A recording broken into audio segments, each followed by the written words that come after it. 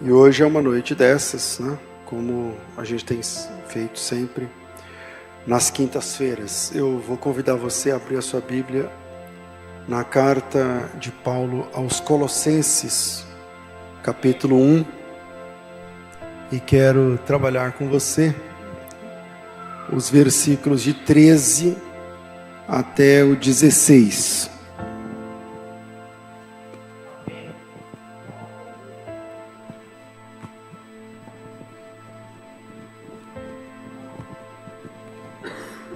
Não deu tempo de colocar no computador aqui o esboço que eu fiz na mão. Então vamos lá. Mas a Bíblia, você sabe que as letras estão diminuindo, né, ultimamente. Que esse negócio da nova era. O que foi?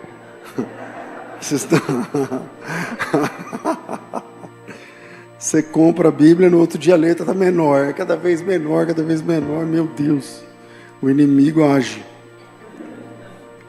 Então eu vou colocar no computador aqui, porque aí eu escolho o tamanho aqui. Eu estou usando a fonte 80, né? Então, vamos lá.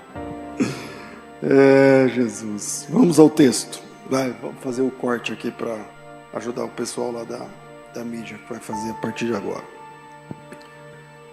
Carta aos Colossenses, capítulo 1, versículo de número 13, até o versículo 16.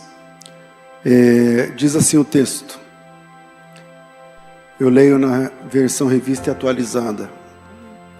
Ele nos libertou do império das trevas e nos transportou para o reino do Filho do seu amor, no qual temos a redenção, a remissão dos pecados.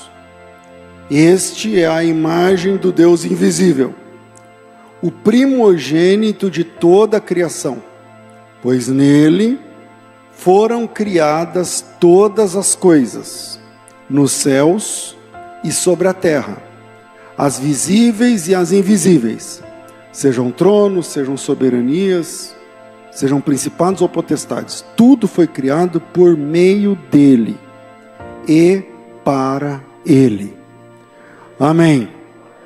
Amém. Esse texto é muito interessante porque eu, fazendo aqui uma pesquisa, né, eu entendo que a melhor tradução desse texto seja a revista atualizada, porque eu não lembro como é que está na revista e corrigida. Posso vi, mas eu acho que fala potestade. É o seguinte, o versículo 13, a Nova Almeida fala assim: ele nos tirou do poder das trevas, né? Outras versões falam da potestade das trevas, do domínio das trevas, né? A NVI fala do domínio das trevas. A maioria das versões fala sobre domínio, poder. King James, domínio das trevas, NAA, o poder das trevas, NTLH, o poder da escuridão, NVT, o poder das trevas, a TEB fala nos resgatou do poder das trevas, enfim. Mas a revista atualizada, ela diz que nos libertou do império das trevas e nos transportou para o reino. E são duas palavras gregas usadas aqui. Uma para império, quando a gente lê império, ou domínio, ou poder, conforme está na sua Bíblia aí. E a outra, que é a palavra exousia, para a palavra império. E a outra palavra grega para reino é a palavra basileia, que talvez você já deve ter ouvido falar. E por que eu estou entendendo que a melhor tradução é a tradução da revista atualizada? Porque ela alcançou não só a tradução da palavra, mas a teologia do texto, a força teológica do texto. Porque há uma diferença entre império e reino. Há uma diferença entre império e reino. Então vamos lá, qual a diferença? Vamos começar do menor para o maior. O menor, vocês acham que qual é o maior? O império ou o reino? O maior é qual? Império. Porque vamos do menor. O reino. Um reino é governado por um rei. E esse rei, ele é daquele povo. É um rei daquele pessoal que tem aquela cultura, que tem aquela língua, que ascende ao trono. E geralmente sua família vai reinar durante um período. E se não houver nada muito, tensões políticas e tal, essa família vai ficando tal. Essa é a ideia do reino. Então, um reino é governado por um rei que tem geralmente a cultura e a etnia semelhante àqueles que ele lidera. Tudo bem? Mas o império é maior, porque o império geralmente é composto por vários reinos. Então, esses reinos, lembra daquele filme o filme Troia? Então você tem um império que está dominando vários reinos, e Troia é um reino, tem um rei, e aí vem o imperador para, como é que eu vou dizer, adicionar mais aquele reino ao seu império, entende? Então o império é geralmente muito maior, mais vasto, mais amplo, e compõe-se de vários reinos, e esses reinos são reinos conquistados, são reinos vassalos, são reinos que, não é que eles amam o imperador, mas que foram dominados, né? Então, vai fazer o quê e tal? Então, eles dominados se submetem a um imperador que domina sobre culturas, inclusive, sobre línguas, sobre etnias, sobre cores de peles diferentes, sobre línguas diferentes, culturas diferentes, povos diferentes, certo? Não sei se o pessoal já lembra disso que eu vou falar lá das aulas de história, mas o Brasil já pertenceu a um império, né? O Brasil já pertenceu a um império que é o Império Português. Aliás, o Brasil já foi sede do império, né? O Brasil já foi a capital do Império Português. Em 1808, Portugal, naquela época, tinha sido invadida, porque Portugal era um império português, era sede do Império Português, que é um império global que tomava outros povos, dominava outros reinos, né? E a coroa portuguesa se transfere para o Rio de Janeiro porque Portugal foi invadido pelas tropas de Napoleão. Então o Napoleão, que estava conquistando, ele era da França, e o reino da França estava crescendo e tal, e chegou em Portugal, porque é perto. E aí, em 1808, a família real portuguesa, toda ela foge de Lisboa para o Brasil e declara o Rio de Janeiro como a capital do Império de Portugal. E aí, nesse período, chega a corte portuguesa no Brasil, fazendo do Rio de Janeiro a capital de um império. Então, nós brasileiros, né, o Brasil já foi capital não só de um reino, mas de um império, e de 1808 até 1822, quando 1822 tem a declaração lá do Dom João VI, né, para manter a sede do poder no Brasil e para evitar que o país voltasse a ser uma colônia, o príncipe regente, que é o Dom João VI, teve que elevar o status do Brasil, que era só um reino dominado, era uma colônia, na verdade, no Brasil era colônia de Portugal, não é verdade, não era um reino, era uma colônia, mas aí o Dom João VI teve que elevar o status do Brasil de colônia a reino, criando o Reino Unido de Portugal, Brasil e Algarves. E aí aqui no Rio de Janeiro, durante mais de uma década, o Brasil foi sede desse império. E o que aconteceu com a gente quando nós fomos dominados? O que aconteceu com a gente? Bom, primeiro, mudaram nossa língua, porque nossa língua não é o português, né? A nossa língua nativa é o tupi. Então mudaram a nossa língua. Fomos colonizados, então é uma canibalização cultural, seria essa palavra. Porque você é dominado, então isso muda a sua cultura, muda a sua língua, né? muda, enfim, todos os traços culturais, folclore, fé, tudo isso vai no pacote. Então, mudaram nossa língua, mudaram nossa cultura, e essa é uma das características que os impérios impunham aos reinos conquistados. Por exemplo, o Império Grego, que talvez tenha sido um dos mais inteligentes e mais rápidos, porque o Alexandre o Grande conquistou o mundo inteiro conhecido e morreu com 31, 32 anos, alguma coisa assim. E ele, a palavra helenizou todo o seu império. Em pouco tempo, a língua oficial era grega. Por exemplo, o Novo Testamento é escrito em grego pela força da helenização do Império Grego, que é antes do Império Romano. Na época de Jesus já era o Império Romano, mas o Império Romano não conseguiu impor a língua de Roma, que era o latim, né, para todos, né, para todos. Então, a maioria do Império falava grego ainda, né? Então, aqui no Brasil mudaram a nossa língua, então a gente nasce e a gente fala português. Nossa língua básica, nossa língua original é o tupi, não o português, mas a gente foi conquistado e isso mudou nossa língua, isso mudou nossa roupa, isso mudou nosso jeito, isso mudou. A gente já nasceu conquistado culturalmente pela Europa. Então a gente nasce assim. Hoje o Brasil é livre, mas a nossa cultura herdou o que a colonização fez com a gente. Mas esse é assunto para outro momento. O que eu estou dizendo é que o império é o grande, o reino é o pequeno. Por hora a gente precisa saber isso.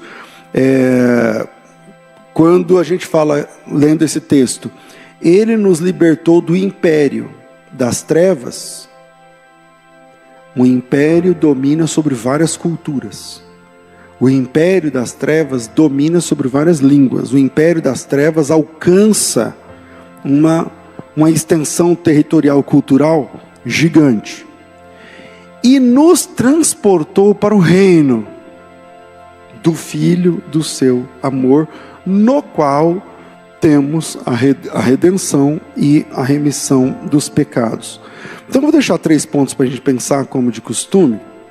E o primeiro é o seguinte: Deus disse que um dia um reino dominaria um império. Deus, está na Bíblia, que Deus disse que um dia um reino dominaria um império. E quando é que isso começa? Quais são os grandes impérios? Então você tem o Império Babilônico, você tem o Egito, você tem o Império Assírio, você tem o Império Babilônico, você tem o Império Medo-Persa, depois é o Persa, né, que canibaliza também os Medos. Então você tem o Império Persa, você tem o Império Grego, você tem o Império Romano, que é na sequência do Império Grego. Você tem uma sequência de vários impérios. Você tem outros impérios, por exemplo, depois do Império Romano, você tem o Império Bizantino, você tem o Império Islâmico, você tem o Império Turco-Otomano, você tem o Império Espanhol, você tem o Império Inglês. Aliás, antes você tem o Império Mongol, né, que também foi gigante, de Gengis Khan e tal. Então você tem vários impérios. Você tem o Império Português, do qual nós fizemos parte, que eu falei para vocês. Você tem o Império Russo em Kiev, você tem, enfim, vários impérios. O Império Chinês, né? Império Qing lá, eu não lembro como é que fala lá, Qing, né? Alguma coisa assim. Então você tem no mundo vários impérios. Agora, na Bíblia está profetizado que um dia um reino pequeno dominaria um império. E aonde está escrito isso na Bíblia? Em Daniel capítulo 2. Então abra a sua Bíblia em Daniel capítulo 2. Nós já falamos sobre esse texto algumas vezes, então não vou ler esse texto, porque é um texto muito longo. O Nabucodonosor teve o sonho e não conseguia interpretar o sonho, não conseguia lembrar do sonho. E aí vem o Daniel e fala para ele a interpretação do sonho. E é interessante que o Daniel, ele não fala somente o sonho, ele fala o que o rei estava pensando antes de dormir. O que o rei estava pensando antes de dormir. Isso é o capítulo 2, versículo 28. Há um Deus no céu, o qual revela os mistérios, pois fez saber ao rei Nabucodonosor o que há de ser nos últimos dias. O teu sonho e as tuas visões na tua cabeça, quando você estava no seu leito, são estas. E aí ele começa a contar antes do sonho, versículo 29. Estando tu, ó rei, no teu leito, surgiram-te pensamentos a respeito do que há de ser depois disso. Então ele está dizendo assim, vamos lá, o Nabucodonosor teve um sonho, não conseguia lembrar do sonho, nem interpretar o sonho. O Daniel chegou e falou assim, eu vou te falar, Deus me revelou o sonho. E ele começou me revelando o que você estava pensando antes de deitar. E antes de deitar, você estava pensando o que viria a ser dos reinos desse mundo, dos impérios, o que viria depois disso. Porque ele era um grande monarca. Versículo 29. Aquele, pois, que revela mistérios, te revelou o que há de ser. E a mim foi revelado esse mistério. Aí ele vai contar. Versículo 31. Tu, ó rei, estavas vendo, e eis aqui uma grande estátua. E esta, que era imensa e de extraordinário esplendor, estava em pé diante de ti, e sua aparência era terrível. A cabeça era de ouro fino, o peito e os braços de prata, os ventres e os quadris de bronze, as pernas de ferro e os pés em parte ferro e em parte barro. E aí vocês conhecem esse texto. E a Bíblia diz no versículo 34, quando você estava olhando essa estátua, admirando, uma pedra foi cortada sem auxílio de mãos e feriu a estátua nos pés. Presta atenção, a pedra bate nos pés, que é feito de ferro e de barro, e os esmiuçou. E juntamente esmiuçado o ferro, o barro, também foi esmiuçado o bronze, a prata e o ouro. E tudo isso se fez como palha das eiras no estio. Quando você vai peneirar qualquer coisa que tem palha, tipo feijão, então você joga para cima na peneira, fica a semente que é pesada, mas o vento leva a palha. Aí está dizendo, e todo esse material, o ouro, o ferro, tal, foi levado como a palha. O vento leva a palha nas eiras do estio. O vento levou e deles não se ouviu mais vestígios. Mas a pedra que bateu na estátua se tornou uma grande montanha. Essa pedra começou a crescer e virou uma montanha, e depois ela encheu toda a terra. Quer dizer, esse reino dominou o império e começou a crescer, e ela dominou toda a terra. Aqui, até esse momento, não fala que é reino, mas vai seguindo o texto. Esse é o sonho também, essa é a interpretação. Tu é rei, presta atenção que ele fala, tu é rei. Aliás, rei de reis. Por quê? Porque ele é um imperador. O Nabucodonosor tem um império. Tu é rei de reis. A quem Deus do céu conferiu o reino, poder, força, glória e tal, cujas mãos foram entregues aos filhos dos homens, onde quer que eles habitem, os animais do campo, as aves do céu, para que você domine todos eles, você é a cabeça de ouro. Mas depois de ti se levantará outro reino, inferior ao teu, e depois um terceiro reino, de bronze, que terá domínio sobre toda a terra, e depois um quarto reino, será forte como o ferro, pois o ferro a tudo quebra, esmiuça e tal. Versículo 41, quanto vistes aos pés e os artelhos, em parte de barro do oleiro, em parte de ferro, será um reino dividido, mas não nele haverá alguma coisa com a firmeza do ferro, tal. Versículo 43, quanto vistes que o ferro, misturado com o barro de todo, misturar-se-ão mediante casamento, mas não se ligarão um ao outro e tal. Mas aí o 44 é a chave. Coloca no 44. Mas, nos dias destes reis, o Deus dos céus suscitará um reino, que não será jamais destruído. Então você tem os impérios, a dança da cadeira do poder dos impérios, onde o imperador toma do outro, não sei o que lá. E aí ele diz assim, nos dias desses caras, desses reis, desses imperadores, o Deus dos céus suscitará um reino. E é interessante que a palavra, eu não sei, quem tem acesso ao texto original vai sair ganhando aqui. Veja, nos dias destes reis, a palavra rei em hebraico, geralmente é a palavra Melech, que significa rei. Por exemplo, Melech Hadavi, o rei Davi. Só que essa palavra reis, nesse trecho aqui, ela vem do aramaico.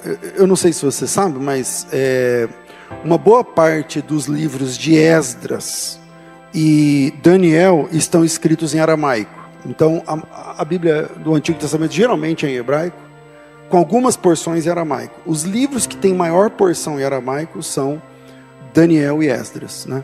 E aqui, esse texto, a palavra rei aí, não é a mesma palavra. Se você pesquisar, você vai ver que pode aparecer Meller ali, mas se você pesquisar quantas vezes aquela mesma palavra aparece na Bíblia, você vai perceber que ela só aparece em Daniel e Esdras. Essa mesma palavra, ela só aparece em Daniel e Esdras, 100 e poucas vezes, e dessas 100 e poucas vezes, 30 e poucas em Daniel e o resto em Esdras. E toda vez que ela aparece, ela está falando de um imperador. Então, reis, nos dias desses reis, mas na verdade, a palavra ali é no dia desses dominadores, desses grandes imperadores, porque quando vai falar tipo rei Davi, rei Saul, é uma outra palavra, entende? E aí ele diz o seguinte: nos dias desses reis, o Deus dos céus suscitará um reino, e esse reino jamais será destruído. Então, no dia desses grandes, desses imperadores, Deus vai levantar um reino pequeno. Essa é a ideia da estátua imponente e uma pedra que atinge o pé da estátua. Então, qual é maior, a estátua ou a pedra? A estátua. Então, basicamente, essa é a ideia. E aí, a gente já sabe, porque o Daniel revela aqui, ele está dizendo o seguinte, o Senhor é a cabeça de ouro. Bom, se Babilônia é a cabeça de ouro, que vem depois dele, né, são os grandes impérios. E a gente pode estudar isso mais minuciosamente um outro dia, mas é curioso que Babel é a primeira cidade edificada da Bíblia. Então, a primeira cidade edificada na Bíblia é Babel. Essa informação está em Gênesis capítulo 10. E quem edifica Babel é o Nimrod. E Babel é a primeira cidade que se reúne. Babel é a primeira cidade ante-Deus. Porque é a primeira cidade que oficialmente se rebela e quer alcançar Deus. Vocês conhecem a história da Torre de Babel. E aí, você pode aplicar essa fala de Daniel dizendo o seguinte: você é a cabeça de ouro, que pode ser Babel, que é o primeiro grande império que se levanta contra Deus, ou se é Nabucodonosor, seja como for. No Novo Testamento, na Batalha do Armagedon, a Batalha do Armagedon é Cristo contra o império do anticristo. E o império do anticristo tem a besta, o falso profeta, o anticristo. E montada sobre a besta tem uma mulher, e essa mulher tem na faixa da cabeça dela um nome, escrito Babel, quer dizer, Babilônia, a mãe de todas as prostituições. De novo na cabeça, entende? Então, o Daniel, quando ele é chamado para interpretar o sonho que o Nabucodonosor teve, o Daniel disse para o rei assim: Deus mostrou para o senhor como é que tudo vai terminar. Aí o Nabucodonosor falou: e como que tudo vai terminar? E Daniel diz: tudo termina com um reino que jamais será destruído. O senhor é a cabeça de ouro, o senhor é um imperador, o senhor é o rei, mas o rei que ele usa lá é um império, o senhor é muito poderoso, muito grande, mas o senhor vai passar. E depois do senhor haverão outros reinos, que também passarão. Mas nos dias destes reinos, destes impérios, o Deus dos céus levantará um pequeno reino que jamais será destruído. É o verso 44. E esse reino não passará a outro povo. Quer dizer, não vai ter a dança das cadeiras do poder nesse reino, não. Esse reino vai ter um rei só. E esse reino não passará a outro povo. E ele destruirá, ele consumirá todos os outros reinos. Mas ele mesmo subsistirá para sempre. E veja, quando o anjo Gabriel visita Maria, o que ele fala para Maria? Ele diz o seguinte: ele se sentará no trono de Davi, seu pai, e o seu reino será para sempre. Outra versão: e o seu reino não terá fim. Isso é o nascimento de Jesus. Agora, em Apocalipse capítulo 11, é mais interessante, porque aí está falando da volta de Jesus. O versículo 15, a última trombeta. O texto diz assim, ó: o sétimo anjo tocou a trombeta e houve no céu grandes vozes, dizendo: o reino do mundo se tornou de nosso Senhor e do seu Cristo, e ele reinará pelos séculos dos séculos.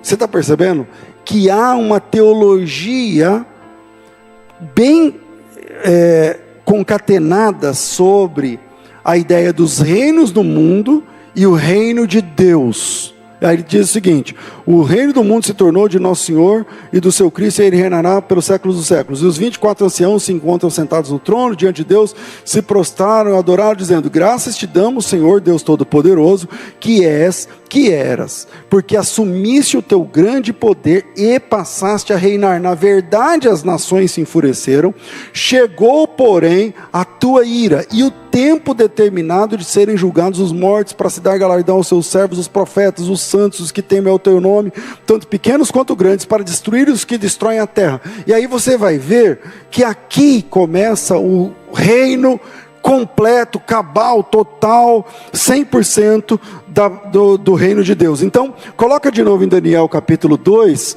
ele diz o seguinte, no versículo 44, o Deus dos céus se levantará um reino que jamais será abalado, um reino que jamais será destruído. Então, a primeira informação que nós temos é que, eu estou no primeiro ponto, né? Que Deus disse que um dia um reino dominaria um império. Como eu entendo esse texto? Ele nos transportou do império das trevas para o reino do Filho do seu amor. Quando Daniel revela esse sonho para Nabucodonosor, ele desenhou naquele momento que o mundo se divide em dois times. E você participa de um dos dois. Ou você participa do esquema dos impérios do mundo e pensa com a cabeça daqueles impérios, então você pertence à estátua. Ou você pertence à pedra. E a pedra tem outra mentalidade. A pedra tem outra política. A pedra tem outro jeito de ser gente. A pedra tem outra cultura. São culturas diferentes. E um é antagônico ao outro. Então você tem o jeito estátua de ser gente, e você tem o jeito da pedra de ser gente. Então, a primeira informação que temos é que Deus disse que um dia um reino dominaria um império. E até então, de reis eram chamados os imperadores. Por exemplo, nesse texto de Daniel 2, o Daniel falou assim para o Nabucodonosor: você é rei de reis. Por quê? Porque você domina um império. Você é a cabeça de um império. Se você quiser colocar, por exemplo, em Esdras, capítulo 7, versículo 12, Artaxerxes, o rei dos persas, também é chamado de rei dos reis. Artaxerxes, rei dos reis, ao sacerdote, é uma carta, né? Ao escriba, não sei o que, tal. Mas eu só estou mostrando para você que rei dos reis eram os imperadores. Ezequiel 26:7, Nabucodonosor agora é o rei dos reis. Então, Ezequiel capítulo 26, versículo 7, coloca aí se der. Bom, você pode ver na sua Bíblia aí, eu acho que vai estar claro aí para vocês, que Nabucodonosor lá também é chamado de Rei dos Reis. Mas o que eu estou tentando mostrar para vocês é a diferença do reino para o império. E a profecia diz que uma pedra vai pôr fim aos impérios. Uma pedra vai pôr fim aos impérios. Essa rocha cortada sem auxílio de mãos, que rola e bate. Por exemplo, a primeira vez que eu li esse texto, eu falei, isso aí é Jesus. Só que a Bíblia diz que é um reino. É um reino. Jesus é o rei desse reino, mas essa pedra vai crescendo, crescendo, crescendo, crescendo, até tomar conta de toda a terra. E aí eu vou trazer uma informação importante. O reino de Deus, ele tem uma característica que nenhum outro reino tem. Ele nunca foi menor do que... como é que eu vou dizer?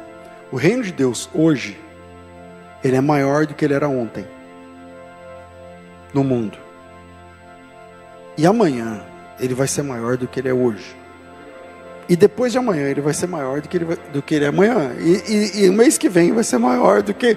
E esse crescimento, porque a pedra ela vai crescendo, lembra? Ela vai crescendo, crescendo, crescendo, crescendo, até que ela tomará conta de toda a terra. Então, o Daniel, depois da revelação, falou para o Nabucodonosor, Deus te mostrou como tudo termina. E ele falou, e como tudo termina? Ele falou, tudo termina com o reino de Deus. O reino de Deus é o fim da história. A história caminha para um ápice. E o ápice da história é o reino de Deus. A história desemboca no reino de Deus. A profecia diz que uma pedra vai pôr fim a todo sistema da estátua, a começar pelos pés. Cada parte vai caindo e caindo e caindo diante desse reino que vai crescendo e vai crescendo. E pastor, como é que isso funciona na prática? Como é que isso funciona na prática? Isso nos leva ao segundo ponto. A chegada do reino de Deus arranca os súditos do império e os transporta para o reino. A chegada do reino de Deus, o que é? É arrancar os súditos do império, das trevas, diz o texto, e os transporta para o reino do Filho, do seu amor. Como é que funciona isso na prática? Na prática é o seguinte, imagina que a gente pensa que a gente entrou no DeLorean, só quem lê entenda, e viajamos no tempo, até o século I. E nós estamos agora no ano 90 do século I. O ano 90. Poucos discípulos estão vivos, a maioria já foi martirizado, tal, e você tem... Eu vou adiantar um pouquinho, ano 60 da era cristã. Então Pedro está vivo, Paulo está vivo, esses caras estão todos vivos. E você vai numa fazenda do Império Romano, à margem do Mediterrâneo, porque o Império Romano dominava toda a supremacia do Mediterrâneo. E aí você tem lá um fazendeiro. Esse fazendeiro, ele tem escravos, ele tem centenas de escravos, quiçá milhares de escravos. Ele tem lavoura, ele tem terras, ele tem dinheiro, ele tem casa grande, ele é um cara bem quisto na sociedade, ele é um cara que gera dividendos, ele é um milionário, enfim. E ele tem seus deuses, e os deuses dele são Júpiter, Dionísio, ele tem esses deuses, os deuses romanos. E esse cara, um dia, o capataz dele, vou tentar traduzindo, o que é isso? Nos transporta do império das trevas e nos leva para o reino do Filho. E o que significa a pedra tão pequena vencer a estátua? Como é que uma pedra vence a estátua? O império dos poderosos. Imagina que esse dono da fazenda, um dia o chefe lá do capataz está diferente, Aí ele chama o capataz lá, o chefe, fala para ele: escuta, estou vendo que você está diferente, o que está acontecendo? Aí o cara começa a chorar. E ele sempre foi linha dura com os escravos, com os funcionários, com as coisas todas desse senhor. E aí o cara começa a chorar, e aí tenta se recompor. E aí o patrão fica esperando. Depois que o cara se recompõe, o cara fala assim para ele: tem um cara aqui na fazenda já faz uma semana. O senhor está sabendo? E aí o dono da fazenda fala: não. Quem é esse cara? O nome dele é Pedro. Mas ele não é daqui. Ele é de onde? Ele é lá do Oriente. Ele é lá depois do mar. Ele é lá do Médio Oriente. Aí o patrão fala: mas é do nosso império? Fala, ele é do Império Romano. Ele é de uma província do Império Romano. Lá, já ouviu falar de Israel, essas coisas? Já ouvi falar. Fala, ele é de lá. E ele falou: tá, e o que isso tem a ver, esse forasteiro tem a ver com você estar diferente? E aí o capataz fala assim para ele: é que ele está aqui faz uma semana e à noite a gente se reúne e ele começa a falar de uma pessoa chamada Jesus Cristo. E eu não conhecia essa pessoa. E o jeito que ele fala desse Jesus, não, você está me vendo chorar, né? Mas não sou só eu não, é todo mundo lá. E aí o patrão fala: mas tá, e por quê? E aí ele começa a falar sobre Jesus. E ele chama o patrão e fala assim: hoje à noite o senhor quer ir lá conhecer? Ele vai falar hoje de novo de Jesus de Nazaré. E aí o patrão fala para ele: tá bom, que hora que é? 7h30 mais ou menos. A gente sai do serviço, toma banho, vai. E a gente se reúne em volta de uma fogueira. Ele fala: tá bom, então eu vou. E o patrão senta em volta da fogueira. E aí o Pedro chega: boa noite, pessoal, estou passando aqui, né, mas já estou indo embora, essa é a última noite que eu fico com vocês. E eu quero falar sobre Jesus de Nazaré. E aí ele começa a falar sobre Jesus Cristo. E depois que ele fala meia hora, 1 hora, 2 horas, eu não sei, a respeito de Jesus, agora é o dono da fazenda que está igual o chefe do capataz, chorando. E aí ele termina aquela noite caindo de joelhos e confessando que Jesus Cristo é o seu Senhor. No momento que ele faz isso, ele está negando os seus deuses pagãos. No momento que ele faz isso, ele está confessando Jesus como único Salvador suficiente. Sabe o que está acontecendo naquela fazenda? No ano 60 e poucos do século I, naquele pedaço de terra, a estátua caiu. O César já não é mais nada para aquele cara. Aquele joelho não se dobrará mais diante de Júpiter, de Saturno, de Dionísio, dos deuses romanos. Aqueles joelhos jamais se dobrarão diante de outro que não Jesus Cristo de Nazaré. E aquela língua agora confessa que Jesus Cristo é o Senhor. E o que está acontecendo ali? A estátua caiu. Não importa mais quem reina, não importa mais quem domina, não importa mais. E quando ele sai daquele culto, ele não tem mais escravos, ele tem irmãos. Ele agora é irmão daquele pessoal. E a vida desse cara vai acontecer uma mudança tão grande, tão importante, que ele agora vai ter a sua vida alterada pelo poder do Evangelho. Porque ele agora vai pedir o batismo nas águas e nas margens do Mediterrâneo ele vai entregar a sua vida a Jesus. E ele agora é nosso irmão. Então, segundo, a chegada do reino arranca súditos do império e os transporta para o reino do Filho do seu amor. e já não importa mais quem é Nabucodonosor, Trump, direita, esquerda, já não importa mais os donos do poder, quem se assenta em qual cadeira, quem votou em qual partido, quem é do Império Turco, Otomano, Mongol, Russo, quem é do Império Português, Inglês, nada mais importa. Ele viu a cruz, e se ele viu a cruz, ele foi transportado do império das trevas e foi levado para o reino do Filho do seu amor. E aí a profecia, voltando lá no capítulo 2 de Daniel, o sonho de Nabucodonosor não termina aí. O sonho de Nabucodonosor não termina aí. O sonho de Nabucodonosor diz que Deus está migrando os cativos do império das trevas para o reino do Filho do seu amor. O pessoal está saindo porque qual é maior? O reino ou o império? É o império.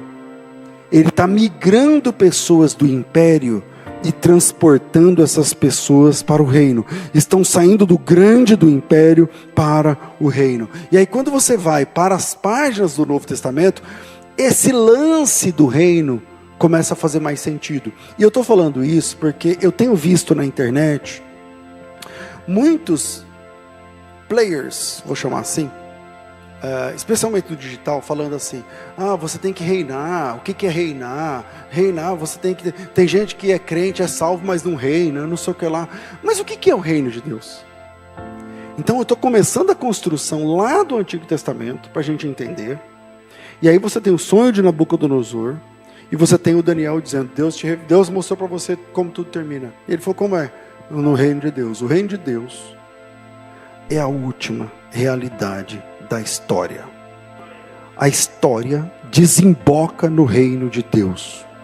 E esse reino vai crescendo, crescendo, crescendo, crescendo, até chegar um momento que ele toma conta de toda a terra. A gente pensava que esse crescimento seria, lendo Daniel, esse crescimento vai ser uma semana, um mês, um ano. A gente está 2000 anos.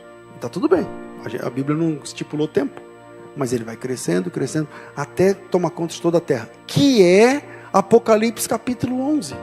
Quando toca a última trombeta, os anciãos se prostram e falam assim: graças te damos, porque eras que és, tal, e passaste a reinar. As nações embraveceram, os reinos se moveram, mas chegou o tempo em que o Senhor vai reinar sobre toda a terra. Então, o reino de Deus é a última realidade da história. E quando a gente vai para as páginas do Novo Testamento, Mateus 3, Marcos 1, como é que começa? Começa com João Batista dizendo o seguinte: arrependei-vos, porque o reino de Deus está próximo. A primeira fala é: o reino de Deus está próximo. O que o João Batista está falando? A pedra está chegando.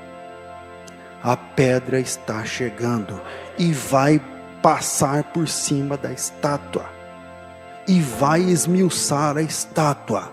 E você precisa decidir se você faz parte do reino da pedra ou se você faz parte do reino da estátua. Como que eu sei que reino que eu sou? Ora, os que são da estátua são aqueles que pertencem ao reino caído. Os que são da estátua são aqueles que pertencem aos impérios, aqueles que canibalizam a cultura do outro. Os que pertencem ao império são os da estátua. E os da estátua são aqueles que gostam de pompa e circunstância. Que quando ele chega, todo mundo tem que aplaudir. Esses são os de Satanás. Esses são aqueles que servem ao reino, ao império das trevas. Fica fácil escolher, fica fácil perceber, porque o reino das trevas, ou o império das trevas, é aquele que pensa e age com a cabeça da estátua, que é anti-Deus, que é Babel, que é Babilônia. O pessoal da pedra é o reino da simplicidade, da humildade. onde um divide com o outro, onde a gente pensa no coletivo. Porque quando Jesus ensinou a gente a orar, Ele não disse meu Pai, Ele disse Pai Nosso. E se o Pai é nosso, a gente virou irmão. Se o Pai é nosso, a gente agora é irmão. E se a gente é irmão, o seu problema é problema nosso. A sua dor é dor nossa. O seu pecado é problema nosso. A sua dívida é problema nosso. Por isso que de vez em quando a gente se reúne e ajuda a pagar o terreno do irmão que está em dívida. Quantas vezes já viram a gente fazer isso aqui? A gente ajunta e dá um carro para o irmão. Que roubaram o carro dele, vamos dar um carro para ele, porque a dor dele é nossa. Esse é o reino de Deus. O reino de Deus é o reino onde um é pelo outro. Diferente disso é império. Se você está num lugar, não importa se lá fora está escrito igreja, se você está num lugar onde tem um monarca, e todo mundo lambendo as botas do monarca, e esses são os de Satanás. Esses são os da estátua. Eles pensam com a mentalidade da estátua. A pedra é diferente. Na pedra, Jesus Cristo disse o seguinte: entre vós não será assim. O maior de vocês é aquele que mais serve. Você está entendendo? Na estátua, o maior é servido, é lambido, é cultuado. Na pedra, o maior é o servo. Então você tem uma alteração cultural gigantesca. A gente está no segundo ponto? A chegada do reino de Deus arranca os súditos do império e transporta os súditos para o reino. Então, como é que começa o Novo Testamento? Arrependei-vos, porque está próximo o reino de Deus. Aí chega a primeira pregação de Jesus. Arrependei-vos, porque é chegado o reino de Deus. E aí Jesus vai falar desse reino de várias formas. Por exemplo, o reino de Deus está dentro em vós. Lembra? O reino de Deus está dentro em vós. Ou seja, esse reino hoje não é um lugar físico. Esse reino está dentro de nós. Ou seja, sabe quando você... Aliás, Jesus definiu. Na oração sacerdotal em João 17... É João 17, né? A oração sacerdotal, né? Jesus disse o seguinte: eles estão no mundo, mas eles não são do mundo. Sabe o que é isso? Sabe quando você está num lugar e você não se sente daquele lugar? Isso acontece na conversão. Na conversão, você se converteu hoje. Aí você tem um monte de agenda, um monte de coisa. Aí você não se sente mais daquele mundo. Você olha e fala assim: como que eu fazia isso? Como que eu não sou mais de lá? Na fala do autor aos Hebreus, ele diz o seguinte: os que dizem isso claramente mostram que estão buscando uma pátria. Hebreus capítulo 11, eu não sei o versículo. E se na verdade se lembrassem daquela de onde saíram, teriam oportunidade de voltar, mas agora buscam uma pátria melhor, isto é, a celestial, porque Deus não se envergonha deles, porque já lhes preparou uma cidade. O que o Senhor Jesus está dizendo? Ele fala o seguinte: os guarde nesse mundo, porque eles não são do mundo, assim como eu do mundo não sou. É uma coisa muito interessante, porque o reino de Deus está próximo, na primeira pregação de João Batista. Depois Jesus fala assim: o reino de Deus está dentro de vocês. E aí é um negócio que você tem uma família, você faz parte de uma família de 5 pessoas. Aí você se converte. O que acontece? No day after dessa experiência com Deus, você começa a se sentir um estranho no ninho. Não é que você vai renegar sua mãe, seu pai, nada disso. Mas um monte de coisas que a sua família faz passa a não fazer mais sentido para você. Tipo, não é mais a tua. Você fala: não, eu vou estar lá na festa lá, tudo bem, eu vou. Mas chega lá, você quer ler a Bíblia, você quer falar de Jesus, você não quer mais, você não pertence mais àquele esquema. A estátua perde o valor, A estátua caiu para você. A estátua não vale mais. As regras que vêm do imperador já não te dominam mais. O imperador já não manda mais em você. As regras e as leis daquele império já não te afetam. Jesus disse o seguinte: eles estão no mundo, mas eles não são do mundo. Eles são estrangeiros, eles são peregrinos. Aliás, a Bíblia diz: a nossa pátria já não é mais aqui. Ou seja, você não se sente mais parte daquilo. Tem um hino da harpa que fala assim, ó. Eu não vou lembrar o número, se quem quiser me falar um número aí. O mundo de ilusão deixei, a senda de pecado e dor, para ir ao meu glorioso lar. Ali há gozo, paz e amor. Ele está dizendo, ó, o mundo já era. Eu já não sou mais, tá, eu amo, é meu pai, é meu filho, é meu irmão, é meu vizinho, eu amo essas pessoas, mas eu quero ir lá para pregar para eles, porque eu não participo mais daquele esquema, eu não me encontro mais naquele jeito de ser gente, porque o Evangelho propõe um novo jeito de ser gente. Por isso que a máxima do Evangelho é novo nascimento. As coisas velhas se passaram, e eis que tudo se fez novo. E eis que tudo se fez novo. Então, na prática, não importa mais o que os poderosos dizem. Na prática, por isso eu me preocupo. Um adendo aqui para entrar no terceiro ponto e já terminar. Por isso eu me preocupo com os cristãos militantes, tanto de direita quanto de esquerda. Eu me preocupo porque esse cara não entendeu ainda que o nosso reino não é daqui. O nosso monarca não é daqui. Ele não é daqui. O nosso reino não é daqui. As leis do reino não são daqui, não são feitas em Brasília. Não vem dos Estados Unidos, não vem de Cuba, não vem da direita, não vem da esquerda, não vem de Marx, não vem de Diderot, não vem. As leis do reino de Deus vêm de Deus. Você está entendendo? Então, para nós, mas na hora de votar, tá bom, você pode, eu vou preferir sempre quem está um pouco mais alinhado. Tudo bem, se for hoje eu vou votar na direita, tá tudo bem para mim, ok. Mas eu não sou um militante de direita, porque o meu coração já está preenchido com outro reino, não é daqui, nada disso aqui me apetece mais, eu já fui daqui, mas eu não sou mais. Essa é a ideia. Então, na prática, não importa mais o que os poderosos dizem, o que eles prometem, o que eles postam na rede social, o que eles falam, as frases, porque eu não pertenço mais ao esquema.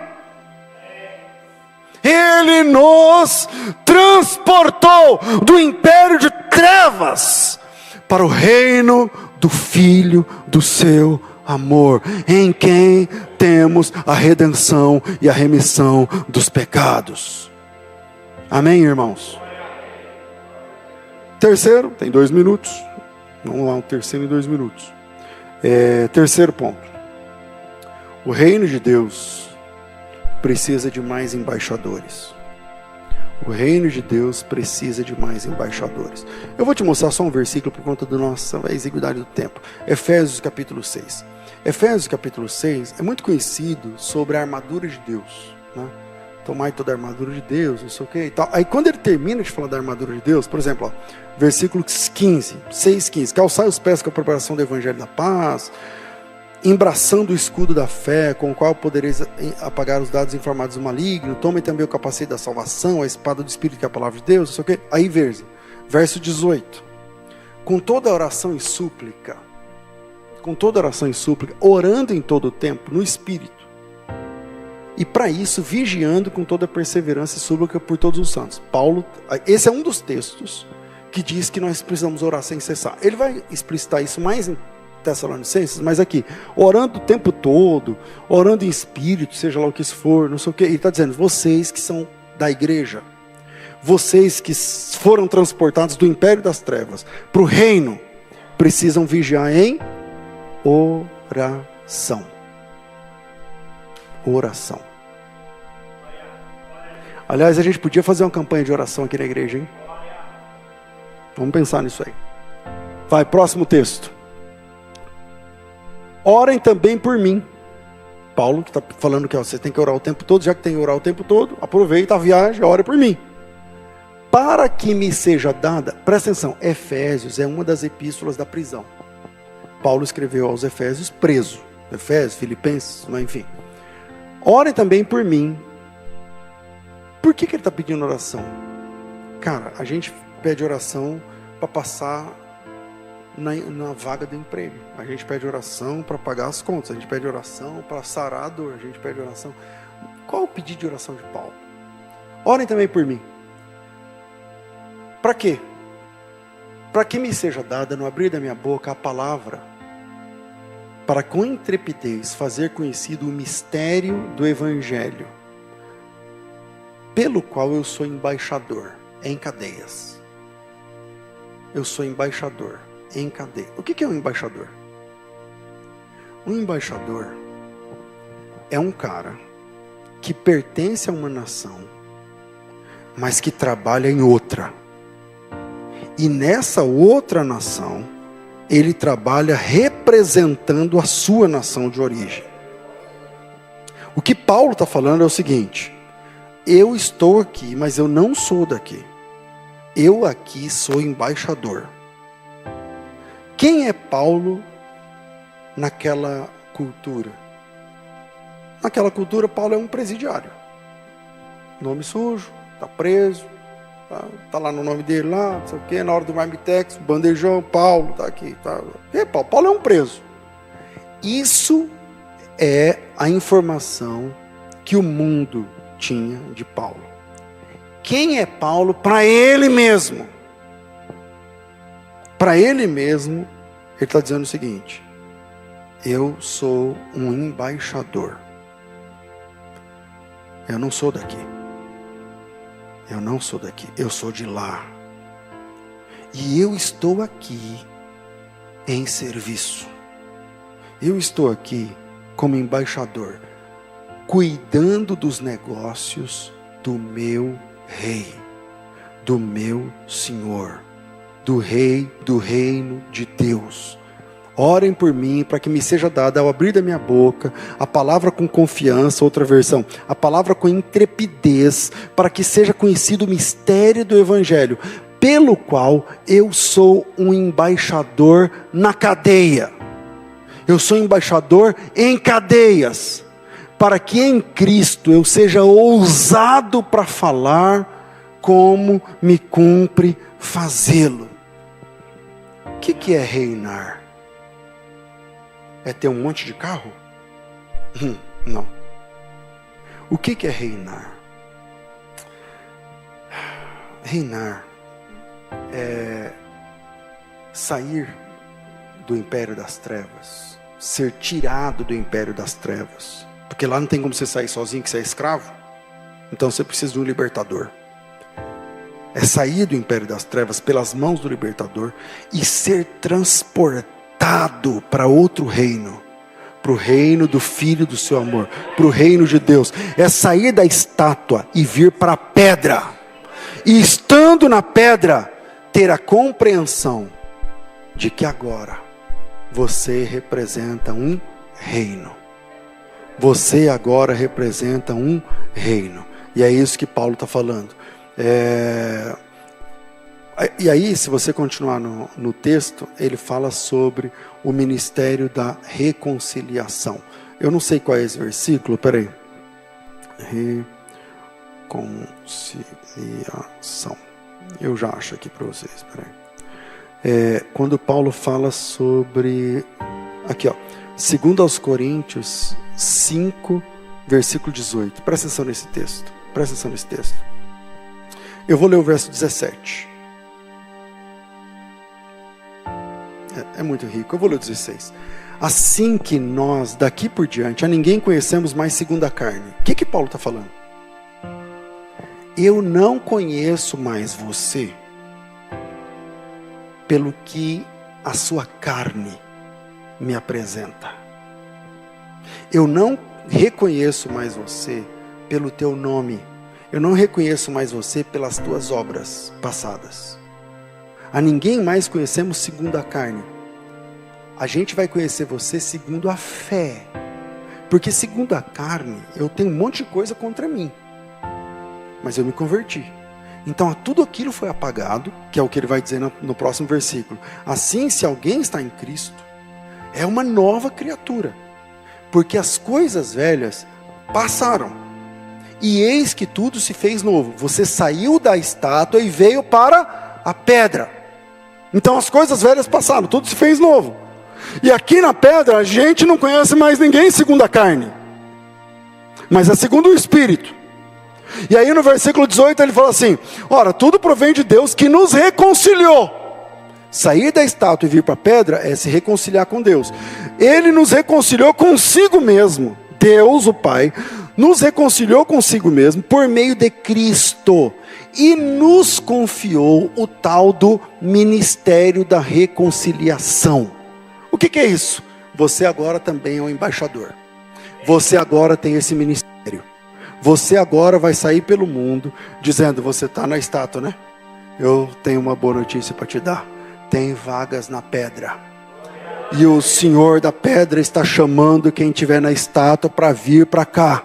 E, mas eu não sei, eu não consigo, porque eu não sei parar de fumar, eu não consigo parar de beber, eu não consigo não sei o que lá e tal. E agora? Daí eu tenho uma ótima notícia para te dar. Falei isso desses tempos num debate com um cara que é pastor e gay. Eu falei: mas eu não escolhi minha natureza. Eu não posso não sei o que contra a minha própria... eu não posso lutar. Não lembro o que ele falou. Aí terminou, quando chegou o meu tempo, eu falei: então eu tenho uma boa notícia para te dar. Ele falou: qual? Eu falei: agora você pode. Agora você pode. Você não pôde, mas agora pode. Porque o ministério da reconciliação é exatamente esse. Versículo 19. A saber, que Deus estava em Cristo, reconciliando consigo o mundo, não imputando aos homens as suas transgressões, e nos confiou a palavra da reconciliação. Pastor, o que isso significa? Que agora você também é um embaixador. Paulo era um embaixador em cadeias. O que significa? Que ele era um embaixador preso. Você é um embaixador solto. Você é um embaixador na firma onde você está. Você é um embaixador na favela. Você é um embaixador no Alphaville. Você é um embaixador onde você chegar. Esse negócio de reinar, de ser não é que você tem que ter não sei o que, posses, não é nada disso aí. Aliás, nesse reino, quem tem divide e não acumula. O ministério da reconciliação significa o seguinte: que a palavra que te trouxe para esse reino vai impulsionar você e vai fazer com que você leve essa palavra para mais pessoas. Esse é o ponto. Esse é o ponto. O reino de Deus precisa de mais embaixadores, de pessoas que se preocupem mais com a missão do que com suas necessidades básicas. Você sabe o que era? Você está na cadeia naquela época e ter a oportunidade de se comunicar com alguém. Eu estou falando disso porque várias pessoas me procuram. Eu recebo carta de preso todo mês. Tipo várias, tipo 15 todo mês, de preso de qualquer lugar do Brasil que você imaginar. De presos de qualquer lugar do Brasil que você imaginar. Aí você fala: por que você está falando isso? Porque em tese não era para o preso me conhecer, porque eu tenho 20 anos em rádios. Se ele me conhece é porque tem rádio lá, e está errado, certo? Se ele me conhece é porque ele está vendo o YouTube. Atenção, você que está preso, me vendo aí, Deus abençoe. Porque, não, estou falando sério. Bom, quem me acompanha vê lá no rádio. Às vezes o cara liga do presídio para mim. Aí você pensa: pode isso, Arnaldo? Não. Tá certo o cara ligar do presídio? Não, tudo bem. Deus tem seus meios, tá tudo bem. Mas naquela época não existia rádio. Naquela época não existia a internet. Naquela época não existia telefone. Um preso se comunicar com quem está lá fora é na carta, quando pode. Paulo tem essa oportunidade. Aí ele aproveita para pedir oração. E Paulo sabe do poder da oração. E aí ele fala assim, aproveitando, eu quero pedir oração por mim. E Paulo não fala assim, orem por mim, porque vai ter uma audiência semana que vem. E eu acho que dessa vez eu saio. Paulo nunca falou isso, cara. Falou, orem por mim, estou preso. E qual é o motivo da oração que o senhor quer? Para que eu, quando abrir a minha boca, aqui dentro, faça conhecido o mistério do Evangelho. Porque eu sou embaixador aqui dentro. Eu estou preso, mas aqui dentro eu sou embaixador.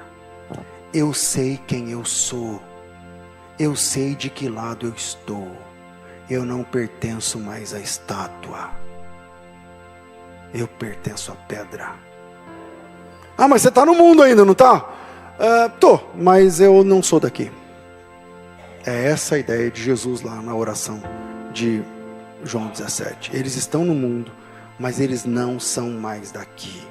Eles já foram transportados para o reino. E esse povo, transportado do império das trevas para o reino, precisa ter a consciência de serem embaixadores. E ser embaixador é, eu estou aqui nesse mundo, a serviço. Eu estou aqui a serviço. Eu sou embaixador. Eu represento o meu rei, o meu Senhor, o meu Salvador. E a minha missão aqui é só pregar o Evangelho, para que mais pessoas deixem a estátua e participem da pedra, porque a pedra é a última realidade da história. Deus abençoe vocês em nome de Jesus.